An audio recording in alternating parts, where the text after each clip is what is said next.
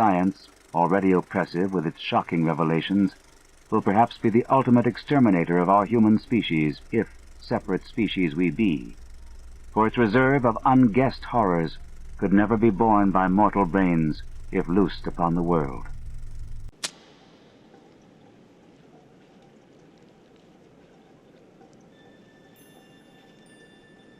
Dr. Hubert West was an ambitious scientist from the Miskatonic University in Arkham, Massachusetts.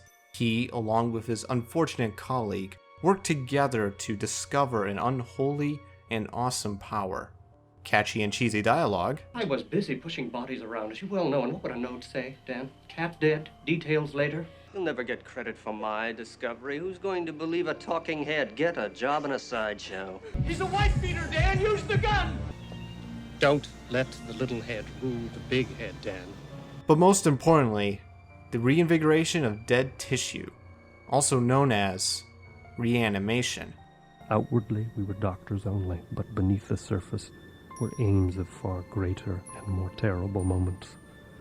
For the essence of Herbert West's existence was a quest amid black and forbidden realms of the unknown, in which he hoped to uncover the secret of life and restore to perpetual animation the graveyard's cold clay. Such a quest demands strange materials, among them fresh human bodies, and in order to keep supplied with these indispensable things, one must live quietly and not far from a place of informal internment. Yeah, quietly.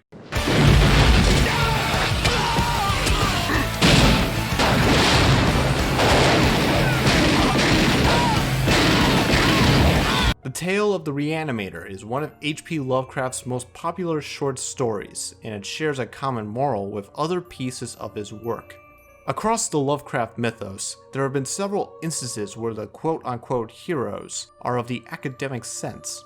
Scholars, scientists, professors, and Jeffrey Combs that become compelled for the occult and for the strange. They all drive to understand the unnameable and to test the boundaries of the unknown. But, as they would soon learn, there's always a terrible price for the knowledge they seek. Bodies ripped from a crypt, terror gripped my heart, but I did my part. I thought that Herbert West was really smart. And alas, not too fast, but at last I learned his victims return. They came to avenge the syringe, and he got the fate that he earned. At the Mountains of Madness, From Beyond, The Horror in the Burying Ground, Dreams in the Witch House, and many more have featured these kinds of pursuers of knowledge, and they are always cursed to two fates.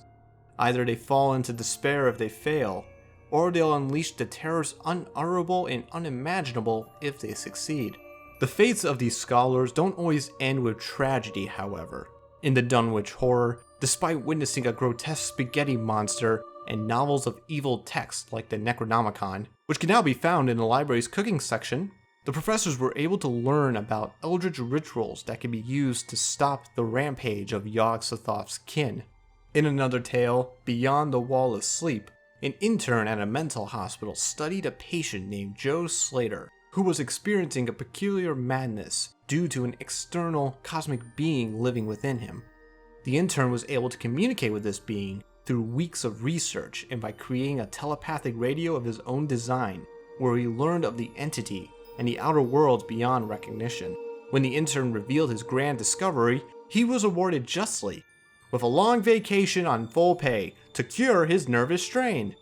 Now that's what I call a happy ending in Lovecraft's world, because most of them end really badly. The ones that challenge the predestined and otherworldly laws of nature in Lovecraft's world don't tend to live long, or if they do, they don't remain sane and untainted. It's out of control. You've got to turn it off. No!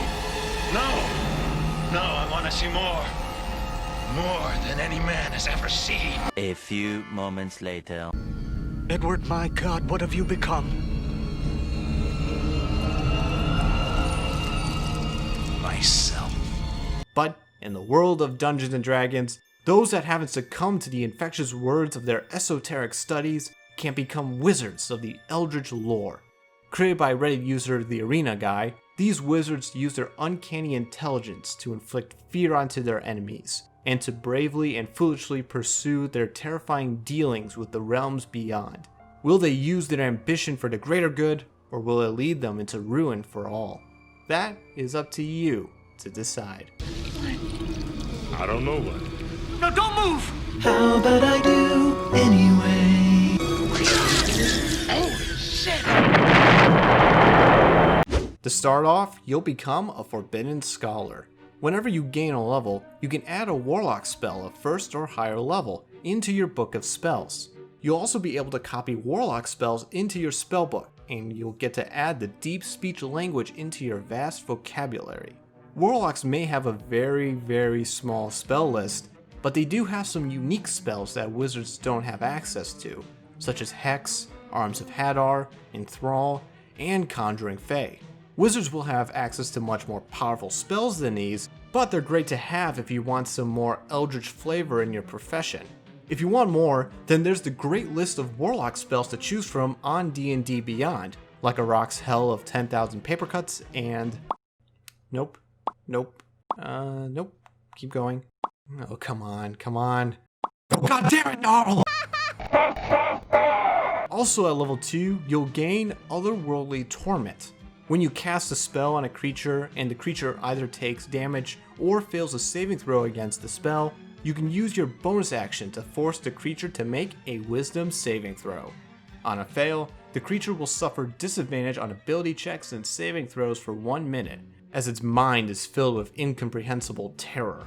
Granting disadvantage on ability checks and saving throws can be quite powerful to have at level 2, but to balance it out, the creature can repeat the saving throw at the end of its turns to resist the madness, and you can perform this bonus action a number of times equal to your intelligence modifier. The next feature is your Rituals of the Occult. By performing a 1-hour dark demonical ritual of your own design, you'll gain one of 3 benefits that will last until your next long rest, when you die, or when you perform your special ritual again. For your first benefit, you could choose to convert your eyes into pools of inky black matter, which grants yourself advantage on intelligence saving throws, and the ability to add your intelligence modifier to any constitution saving throws that you make to maintain concentration on a spell. Pair this up with the Warcaster feat to further excel in your spell concentration. The second benefit lets you mutate your body with writhing black slimy tentacles. Whenever you roll a strength check or saving throw, you can use your new sexy appendages to apply your intelligence modifier to the roll instead of your strength modifier. Also, the range of your touch spells increases to 10 feet, so you can embrace a distant creature with a bestow curse-filled tentacle. And finally, the third benefit conjures an unknown quantity of expressionless eyes across your body, granting you advantage on initiative rolls and on perception checks that rely on your sight. This benefit is reminiscent to one of Lovecraft's monstrous creations, the legendary Shoggoth from At the Mountains of Madness. When the researchers there were being pursued by this monstrosity, they described its appearance as a terrible, indescribable thing, vaster than any subway train. A shapeless congeries of protoplasmic bubbles, faintly self-luminous, and with myriads of temporary eyes forming and unforming as pustules of greenish light all over the tunnel-filling front that bore down upon us. I had a little Shoggoth I conjured up one day. I used an elder sigil, so Shoggoth and I played. Shoggoth, Shoggoth, Shoggoth, with mouth and pseudopods. Shoggoth, Shoggoth, Shoggoth, a creature of the gods. At level 10, you'll gain some unbounded resolve. Your studies have hardened your instincts, granting you immunity to being frightened, and you'll gain advantage on saving throws against spells and effects from aberrations. This can assist you when attacked by a Beholder's Eye Ray, an Aboleth's Enslave, and the Starspawn Larva Mage's Plague of Worms. And the last feature is your Shattered Mind. Despite your preternatural intellect, you'll gain resistance to psychic damage and a boon to your Otherworldly Torment. When you affect your target with the torment, Its movement speed is reduced to 0, and it takes 2d6 psychic damage at the start of each of its turns until it recovers from its trauma.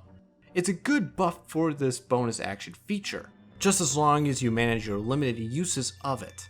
Wizards that take this unnatural school of magic won't be disappointed by its promises for self-advancement of the mind. While you won't gain that many new spells and abilities that you can use offensively, except for some warlock spells and otherworldly torment, you'll still gain a lot of advantages toward your saving throws and some unique transformations to show off your eldritch influences. With powers like these, you won't have to deal with the trials and tribulations that afflicted Hubert West, Edward Pretorius, Danforth, and countless other Miskatonic scholars and scientists. I guess you can say that all of their issues can be dealt with in a snap. Mr. West, I suggest you get yourself a pen. To life, I'll bring them. I'll bring all these dead men to life. He's found a way for surviving them. Really reviving them. He can do it. To life, he brings them. I really do bring them to life.